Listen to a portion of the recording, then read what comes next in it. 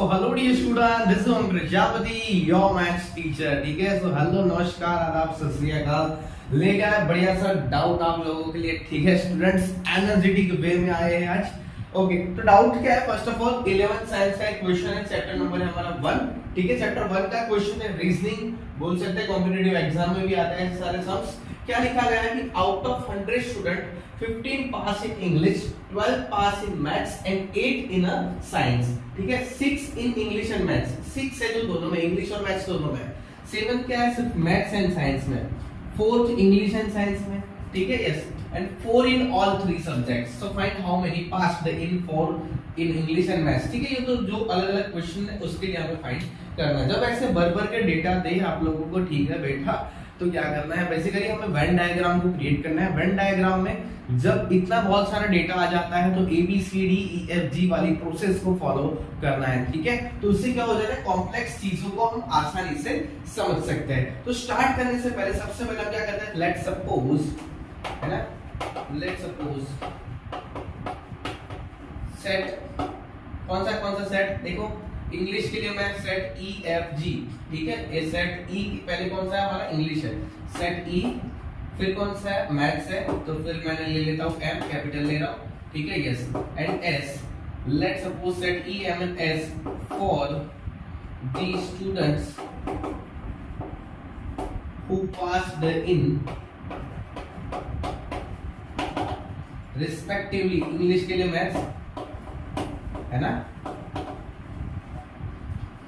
who passed respectively in English, फिर कौन सा सब्जेक्ट है भाई साहब? Maths. Okay, and then after science के लिए बात कर रहा हूं। ठीक है, हमने सपोज कर लिया सेट्स को। अब इनको जो डेटा दिया उसके रिलेटेड हमें क्या करने हैं? आंसर्स फिल अप करने हैं। उससे पहले मैं आप लोगों को बता दूं क्या करते हैं हम लोग? सबसे पहले वेन डायग्राम को क्रिएट कर लेते हैं, है ना। वो भी कैसा वेन डायग्राम? हमारे पास ये U हमारा होगा। ठीक है, U आप लोगों को बेटा 100 दिया हुआ है ना, U की वैल्यू कितनी दी हुई? 100 दी हुई है। बता दो आप लोगों को, देखो U की वैल्यू आपके पास कितनी है? Okay, number of total students जो है, ठीक है, U की वैल्यू, नंबर ऑफ U यानी कि ये जो पूरे जितने भी है 100 में से पास होके आ रहे हैं। तो सबसे पहले हम क्या करते हैं? ऐसे सर्कल्स क्रिएट कर देते हैं for the making a sets. ठीक है, सेट्स बनाने के लिए ऐसे सर्कल क्रिएट कर देते हैं। ओके, बन गया सेट। ओके, अभी क्या है हमारे पास? इंग्लिश के लिए मैं इसको बोल देता हूँ E, फिर कौन सा हमारा सब्जेक्ट? मैथ्स, और फिर हमारे पास सब्जेक्ट है साइंस। ओके, अब इंग्लिश, ये मैथ्स और साइंस के रिलेटेड हमने जो डेटा लिया है, ठीक है, तो सबसे पहले देखो कौन सा दिया? नंबर ऑफ U दिया। तो number of U equal to क्या होगा हमारे पास? Number of U equal to हमारे पास हो गया 100। कितना है? 100। ओके, फिर यानी कि 100 में से ये जितने भी स्टूडेंट्स हैं वो सारे कितने में से? 100 में से है। फिर 15 पास्ड इन इंग्लिश। पहले मैं इसके नाम भी दे देता हूँ। देखो इसको मैंने बोल दिया A, इसको मैंने बोल दिया B, इसको बोल दिया C, फिर दिस इज आवर D, ये E, this is our F and this is G। इधर हम A B C D, ठीक है, D E F की कुछ वैल्यू लिखेंगे, है ना, अभी in future. Number of U हमें कितना दिया बेटा? 100 दिया। फिर नंबर ऑफ E आप लोगों को दिया है। नंबर ऑफ E यानी कि student passed in English. English में कितने लोग पास हो रहे? देखो अच्छे से, 15 students are pass in English, 15 दिया। अभी ये 15 की जगह पे आप ऐसा भी लिख सकते हैं, ये E सेट में कौन कौन से आ रहे हैं? देखो A B D E। फिर से सेट E के अंदर कौन से एलिमेंट आ रहे हैं? A B D E, यानी कि चारों का टोटल हो गया हमारा, क्या हो रहा है? सेट E बन रहा है। तो मैं सेट E यानी कि 15 की जगह पे ऐसा लिख सकता हूँ, A plus B plus D plus E। इसको मैंने बोल दिया इक्वेशन नंबर 1। इसको मैं इक्वेशन नंबर 1 ले रहा हूँ। ठीक है, यस, इधर भी दूसरी इक्वेशन में इधर ऊपर लिख देता हूँ, सो दैट क्या इधर जगह बचे तो हम आगे कुछ फर्दर जो भी चीज करनी हो कर सके। देन आफ्टर हमें क्या बोला है कि भाई 12 पास्ड इन मैथ्स। ठीक है, तो नंबर ऑफ मैथ्स के अंदर कितने बेटा? देखो number of M equal to कितने? 12 है। ठीक है, नंबर ऑफ M में कितना दिया हुआ है? 12 दिया हुआ है। Yes, right answer. तो 12 के लिए आप लोग देख सकते हो अच्छे से, बहुत ही आसान है। देखो M यानी कि मैथ्स के लिए कौन सा? देखो B C E F, B C E F, इससे क्या मतलब? मैथ्स बनता है। तो ये B plus C plus E plus F, इसको बोलते हैं मेरी क्वेश्चन नंबर 2। सर ऐसा क्यों कर रहे हो, अभी पता चल जाएगा आप लोगों को, ठीक है। ये तीनों तीन जो चारों चार आंसर हमें ढूंढने, तो इसकी मदद से हम ढूंढ सकते हैं। कॉम्प्लेक्स चीजों को समझना है, ठीक है। नॉर्मली आप सेट्स भी ले सकते हो, मतलब ए इंटरसेक्शन बी डैश वगैरह कर सकते हो, बट ये थोड़ा ज्यादा इजी हो जाएगा, इसलिए मैं आपको ये चीज बता रहा हूँ। Then after number of S, यानी कि साइंस के जो पास स्टूडेंट्स, उसका डेटा कितना है, 12 pass in maths and 8 in science, यानी 8 स्टूडेंट्स जो हमारे हैं वो साइंस के पास हुए। अभी साइंस एस किससे बनता है, देखो डी ई जी एफ है ना, सो डी ई जी एफ, इससे क्या बनता है ये, तो this is our equation number 3। तो ये हमारा हो गया इक्वेशन 1 2 एंड 3, ठीक है। आगे जो फर्दर डेटा दिया उससे हम फर्दर इक्वेशन क्रिएट कर सकते हैं, ठीक है। इधर तक हमारा हो गया। अभी मैं बात कर रही थी 6 in English and maths, and जब आए है ना, in this case when we are talking about the sets and the word is using and, so we are taking the intersection in this scenario, okay। intersection लेके बेटा, तो number of English का e, maths का m, number of e intersection m, ठीक है, it's equal to a 6। अभी अच्छे से लिखना, e intersection m, e और m का इंटरसेक्शन कहाँ पे हो रहा है, ये दोनों में हो रहा है, देख लो अच्छे से, e और m का इंटरसेक्शन कहाँ पे हो रहा है, ये दोनों चीजों में हो रहा है, यानी कि b प्लस e ना, b plus e equal to क्या हो रहा है आपका, ये हो रहा है 6 हो रहा है, e और m का इंटरसेक्शन b प्लस e।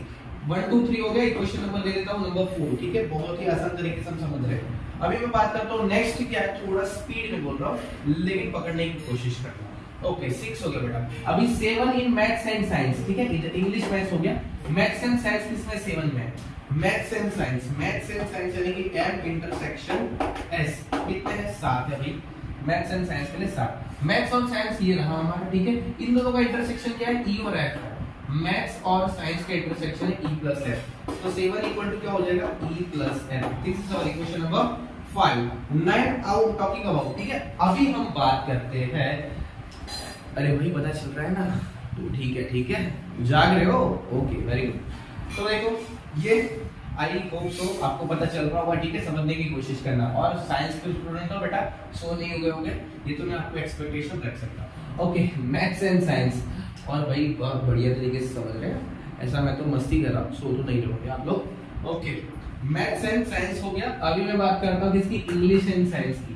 तो इंग्लिश एंड यानी कि इंटरसेक्शन, इंग्लिश और साइंस में कितने लोग पास हैं, देखो 4 इन इंग्लिश एंड साइंस, तो e इंटरसेक्शन s कितना है हमारा 4। अब e और s के लिए इंटरसेक्शन क्या दिखना चाहिए, e और s का मेल बन रहा है e प्लस f से, ठीक है। e और s, एक मिनट, e और s, f तो कहाँ पे आ रहा है, m में आ रहा है, ये रहा e, ये रहा s, दोनों में क्या आ रहा है d प्लस c, देखो ये e का, ठीक है, e और s में भी d आ रहा है, e और s में भी e भी आ रहा है, यानी कि d प्लस e, ये क्या हो जाएगा आपका d plus e। Equation number 6।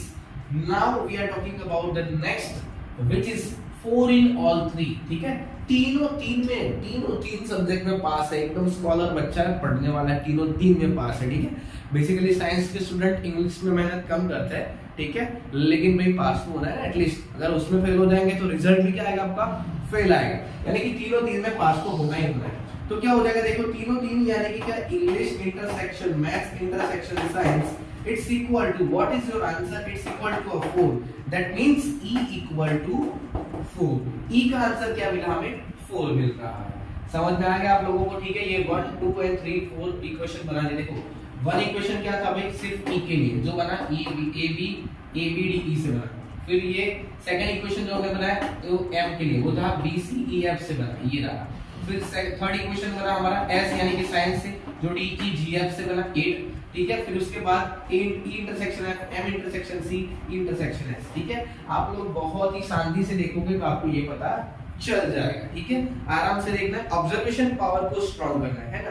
We are in science students, तो हमारा ऑब्जर्वेशन पावर बहुत ही ज्यादा स्ट्रॉन्ग होना जरूरी है। जितना आपका ऑब्जर्वेशन स्ट्रॉन्ग होगा उतना आप चीजों के, बहुत ही कॉम्प्लेक्स चीजों को आसान तरीके से समझ पाओगे, कॉम्प्लेक्स चीजों को, है ना। ऑब्जर्वेशन पावर, तो बेटा फोकस करो और ऑब्जर्वेशन पावर को बढ़ाने की कोशिश करो, ठीक है। यस, डीप वर्क करोगे तो ऑब्जर्वेशन पावर बढ़ेगा। अभी भाई साहब हमें क्या करना है, इंग्लिश एंड मैथ्स में पास है बट साइंस में नहीं है, ठीक है। इंग्लिश और मैथ्स में पास, इंग्लिश और मैथ्स में पास है, साइंस में नहीं है, यानी कि क्या सिर्फ बी आएगा उसमें। देखो इंग्लिश और मैथ्स में पास, साइंस में नहीं। साइंस, इंग्लिश, मैथ्स और साइंस का ये बी और ई में से मैं ई को निकाल दूं तो ये बी बचेगा। बी क्या है? इंग्लिश और मैथ्स, और साइंस नहीं है, यानी कि बी की वैल्यू फाइंड करनी होगी। तो बी की वैल्यू किस में से मिलेगी मुझे? 4 and 7 में से मिलेगी, है ना।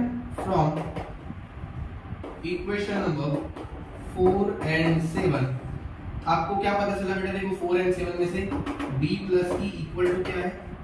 b plus E equal to है 6, ठीक है। e इक्वल टू कितना है? 4, और b इक्वल टू कितना हो जाएगा? 2। ऑटोमेटिकली आंसर आपका मिल गया। फर्स्ट का आंसर हमारा आ गया, ठीक है। फर्स्ट क्या है भाई? In English and maths but not in science, इसके लिए ये आंसर हो गया, है ना। 2 students are passed in English and maths but not in English और मैथ्स में पास है, नॉट इन साइंस। अरे ऐसा मत करो यार, तुम इंग्लिश में पास हो गए साइंस में बोलोगे बेटा, ऐसा नहीं चलेगा, है ना। थोड़ी मेहनत करो यार, ऐसे क्यों कर रहे हो? तो ये b इक्वल टू क्या आ गया आपका? 2 आ गया, ठीक है। इसलिए पहला क्वेश्चन तो इधर ही सॉल्व हो गया हमारा। फिर क्या पूछा है? इन maths and science but not in English, maths और साइंस में पास हो रहे बट इंग्लिश में नहीं हो रहे, है ना। यानी कि ये मैथ्स और साइंस बट इंग्लिश नहीं है, यानी कि क्या हमारा एफ आएगा। देखो अच्छे से, मैथ्स और साइंस आना चाहिए, इंग्लिश नहीं आना चाहिए। मैथ्स और साइंस में पास है, इंग्लिश में पास नहीं है, ये क्या है? एफ। एफ की वैल्यू हमें फाइंड करनी है। ये बी तो मिल गया 2, एफ की वैल्यू फाइंड करनी है। देखो इसमें से ई और एफ वाला इक्वेशन ये रहा, है ना, 5th नंबर वाला। तो इक्वेशन 5 और 7 में से हम समझ सकते हैं, इसमें से मैं ई को निकाल दूं, है ना। इसमें से क्या करूं? ई को निकाल दूं फ्रॉम इक्वेशन नंबर 5 and 7। तो क्या बेटा? e plus f equal to e plus f equal to 7, है ना। Dear students, e plus f का दिया 7 दिया, and we know that the value of e, that means the whole intersection of 3 sides is our कितना है? 4, okay, yes. तो the value of f is 7 minus 4, so it's become a कितना हो जाएगा भाई? 3। तो f क्या आ गया आपका? 3 आ गया। और f क्या है? बेसिकली वही तो है, f वही तो है सर। मैथ्स और साइंस में पास है, इंग्लिश में नहीं है। सेकंड का आंसर आ गया भाई आपका, है ना। So 3 students are passed in maths and science but not in English। ये थर्ड का आंसर आ गया, ये फर्स्ट का आंसर ला दिया हमने, ठीक है। ये किसका आंसर था? बेसिकली फर्स्ट का था। ये किसके लिए किया हमने? सेकंड आंसर के लिए किया, ठीक है, यस। अभी आगे बढ़ते हैं, ये हो गया सेकंड टेस्ट हमारा क्लियर। थर्ड क्वेश्चन क्या पूछा? इन मैथ्स ओनली, यानी कि c का वैल्यू लाना है। इन मैथ्स ओनली, देखो c की वैल्यू लाने के लिए हमें क्या करना पड़ेगा? ये c वाला इक्वेशन कहाँ गया भाई साहब? ये रहा c वाला इक्वेशन, ये रहा। उसमें से मैं b, e और f को अगर माइनस कर दूं, ठीक है, b तो आ गया, f भी आ गया, e की वैल्यू हमें पता है। तो देखो b, e, f को माइनस करूंगा तो ऑटोमेटिकली c निकल के आ जाएगा। उसी का मतलब क्या होगा? Maths only. देखो मैथ्स ओनली, क्या लिखा है? मैथ्स ओनली, यानी कि ये b, e, f हटा दूं तो अकेला क्या बचेगा? c। इसका मतलब क्या होगा? Maths only, for maths only, है ना। नंबर 3 फॉर मैथ्स ओनली, ठीक है। क्या करेंगे हम? ये कौन सा इक्वेशन है हमारा? मैंने आपको बताया equation number 2। From equation number 2 में किस किस का यूज कर रहे हैं? इक्वेशन 2 and 7, इक्वेशन 2 and 7, ठीक है। इक्वेशन 2 and 7, ठीक है बेटा। एंड कौन सा वैल्यू पुट करते हम किसकी? b equal to 2, but also put value b equal to 2 and f equal to 3। Equation 2 and 7 की मदद से और वैल्यू b और f इक्वल टू 3 की मदद से हम क्या कर सकते हैं? देखो इक्वेशन 2 मैं पहले लिख देता हूं कि भाई b plus c plus e plus f equal to कितना लिया है आप लोगों को? देखो b plus e equal to दिया है 12, है ना। यस, इक्वल टू कितना दिया है? 12। b की वैल्यू कितनी है? 2। c की वैल्यू कितनी है? 4। e की वैल्यू कितनी है हमारी? c की वैल्यू 4 है। देखो अच्छे से, c लाना बाकी है। अरे c तो लाना बाकी है सर। c तो आंसर में चाहिए ना, वही तो चाहिए हमें। यस, पहले कैसे आ जाएगा? b इक्वल टू 2 हो गया, e इक्वल टू ये रहा हमारा इक्वेशन नंबर 7 में रहा 4, ठीक है। यस, f अभी हमने ढूंढा है, कितना है? 3 है, लेटेस्ट हमने ढूंढा है। तो c यानी कि maths only, what is the C? C is called maths only. तो देखो 2 + 4 कितना होगा 6, 6 + 3 होगा 9, तो ये होगा 12 - 9, तो C = 3। तो for maths only how many students are passed in maths only? मैथ्स के स्कॉलर कितने हमारे जो मैथ्स में पास हुए हैं? तो 3 है। बेटा ऐसा नहीं चलता, मैथ्स के स्कॉलर मतलब ऐसा नहीं मैथ्स में पास होना है, अल्बर्ट आइंस्टाइन जैसा नहीं करना है ना। यस, अभी आगे बढ़ते हैं। फॉर C = 3 हुआ मैथ्स ओनली, है ना। 3 स्टूडेंट्स आर पास, ऐसा लिख देना अच्छे से, ठीक है। यस, क्योंकि मैं अभी थोड़ा आगे बढ़ूँ ना, वीडियो का लंबा ना करो इसलिए। अभी इन मोर देन 1 सब्जेक्ट, एक से ज्यादा सब्जेक्ट में पास हुए हो ऐसे कितने स्टूडेंट्स हैं? अभी देखो ये ABCD सारा मिल गया हमें। एक से ज्यादा सब्जेक्ट की अगर हम बात करें, एक से ज्यादा यानी कि क्या? 2 सब्जेक्ट और 3 सब्जेक्ट। कितने होंगे? 2 सब्जेक्ट और 3 सब्जेक्ट। एक से ज्यादा का मतलब होता है 2 और 3। अब देखो 2 और 3 लाने के लिए आप लोगों को क्या करना पड़ेगा पता है? देखो 2 और 3, 2 के लिए आप लोगों को एक तो D भी फाइंड करना पड़ेगा, B भी फाइंड करना पड़ेगा, E और F, ठीक है। यानी कि देखो D कितने में आता है बेटा? दोनों में आता है, B भी दोनों में आता है, F भी ऐसा है जो 2 सब्जेक्ट में आता है, ठीक है। 2 के लिए तो D B F है, ठीक है, और तीनों के लिए E है। तो B F हमें पता है और D हमें फाइंड करना पड़ेगा, तो ही हमें पता चलेगा कि भाई 2, एक या एक से ज्यादा के लिए कितने हो रहे हैं, ठीक है। समझने की कोशिश करो। पूछा है मोर देन 1 सब्जेक्ट में पास। मोर देन 1 मतलब क्या होता है? 2 और 3, ज्यादा से ज्यादा 3 ही है। तो 2 के लिए हमें क्या करना पड़ेगा? B F D E, इन तीनों का टोटल करना पड़ेगा। B E F की वैल्यू है, D की नहीं है। देखो D की वैल्यू लाने के लिए हम यूज करते हैं equation number 1 from equation 1। Equation number 1 क्या करते हैं? देखो A + B + इक्वेशन 1 को लिख लेता हूं पहले, D + E इक्वल टू कितना है? 15। यस, इक्वल टू कितना है? 15। उसमें से मैं D को मास्टर बना रहा हूँ। A + B + E की वैल्यू कितनी है? देखो A की वैल्यू अभी हमने लेटेस्ट फाइंड की है। A की वैल्यू हमें ढूंढना बेटा, A की वैल्यू कितनी होगी? A भी ढूंढना बाकी है क्या भाई साहब? देखो F आ गया, C आ गया, यस। A की वैल्यू यस ढूंढनी पड़ेगी। कैसे आएगी A की वैल्यू? अभी A की वैल्यू लाने के लिए हम क्या कर सकते हैं? एक काम करते हैं ना, लेकिन ये सीधा इक्वेशन 3 का यूज करते हैं, क्योंकि देखो इसमें E G F है, तो आपके पास G है नहीं है, G भी नहीं है। तो एक काम करते हैं अपने, बेसिकली इसको ढूंढने के लिए, है ना, D को ढूंढने के लिए सबसे पहले हमें G, ये सब सारी चीजों को फाइंड करना होगा, ठीक है। यस, सारी चीजों को कैसे फाइंड करते हैं बेटा? देखो इक्वेशन 7 और 6 का यूज करते हैं। इक्वेशन 7 और 6 का यूज करो तो आपको D मिल जाएगा, है ना। यस, अरे आ गया, देखो इक्वेशन 6 एंड 7, तो D आ जाएगा। यस, कितना होगा? देखो D + E इक्वल टू कितना दिया है? 4। D + E कितना दिया है? 4। तो तुम्हारा D इक्वल टू कितना हो जाएगा? 4 - E, और E की वैल्यू कितनी है? 4, तो D इक्वल टू कितना आ गया? 0। अरे यार सही है, तो आ गया। तो सारी ढूंढने की जरूरत नहीं है, अगर ढूंढ भी ली तो भी कोई बात नहीं, ठीक है। ढूंढ भी ली तो भी कोई बात नहीं है। देखो अगर पूछा हो सिर्फ इंग्लिश ओनली तो A, अगर पूछा हो सिर्फ साइंस ओनली तो G, और अगर पूछा हो सिर्फ मैथ्स ओनली तो C। तो इस सिनेरियो में आपको A, G और C तीनों फाइंड करना पड़ेगा।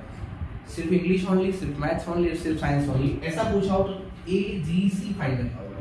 बट सिर्फ साइंस ओनली पूछा है तो सिर्फ C फाइंड कर रहे हैं। अभी क्या कर रहे हो? C वाला इक्वेशन हमारा रहा जो A, B, C, E, F, ठीक है। बेटा बेसिकली मोर देन हमारा जो इक्वेशन क्या था? In more than 1 subjects, more than 1 subjects के लिए हम क्या कर रहे हैं? D, D, E, F का टोटल कर रहे हैं, है ना। फॉर थर्ड पार्ट के लिए, फॉर मोर देन 1 सब्जेक्ट, एक से ज्यादा सब्जेक्ट में पास हुए हो ऐसे कितने स्टूडेंट्स होंगे? हम क्या करेंगे? B, D, E, F का टोटल करेंगे, तो होगा B, D, E और ये F, ठीक है। B, D, E, F का total, B, D, E, F। B की वैल्यू कितनी है? 2। D की वैल्यू कितनी है? देखो अच्छे से, यस, इक्वल टू के नीचे इक्वल टू कर देते हैं। D की वैल्यू 0, E की वैल्यू 4 और F की वैल्यू हमने अभी ढूंढी 3। यस, तो मोर देन 2 + 4 कितना होगा? 6 + 3 यानी कि 9। तो 9 स्टूडेंट्स ऐसे होंगे जो एक से ज्यादा सब्जेक्ट में पास हुए होंगे। How many students are there? 9 students are there which is pass for more than 1 subject, है ना। मैं हट जाता हूं, आप लोग स्क्रीनशॉट वगैरह ले सकते हो। Pause the video and note it down. Yes dear students, तो dear students, I hope so कि आप लोगों को पता चला होगा, ठीक है।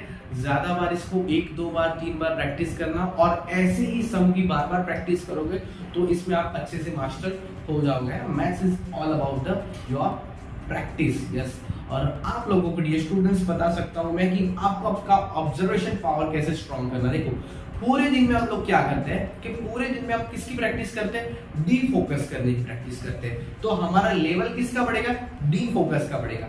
सर कहना क्या चाहता हूँ, देखो समझा रहा हूँ आप लोगों को कि हम जो भी काम कर रहे हैं उसमें क्या कर रहे हैं, थोड़ी देर इधर देखा, थोड़ी देर इधर देखा, ऐसे कर करके हम क्या कर रहे हैं, हमारे कंसंट्रेशन को डाइवर्ट करने की हम प्रैक्टिस कर रहे हैं, यानी कि फोकस ना करने की प्रैक्टिस कर रहे हैं। हम जिसकी प्रैक्टिस करेंगे वही रिजल्ट आने वाला है। फोकस ना करने की प्रैक्टिस करोगे तो रिजल्ट क्या आएगा? डी फोकस का आएगा।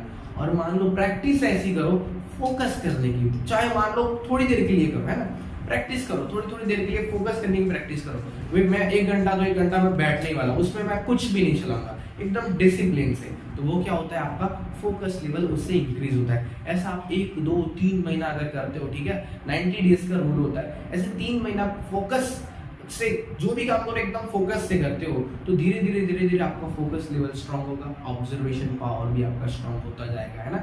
सो कॉम्प्लेक्स चीजें फिर उसके बाद आपको आसान लगने लग जाती है, ठीक है। सो ऐसे ही डियर स्टूडेंट्स बहुत ही मेहनत करनी है with a smart work, okay.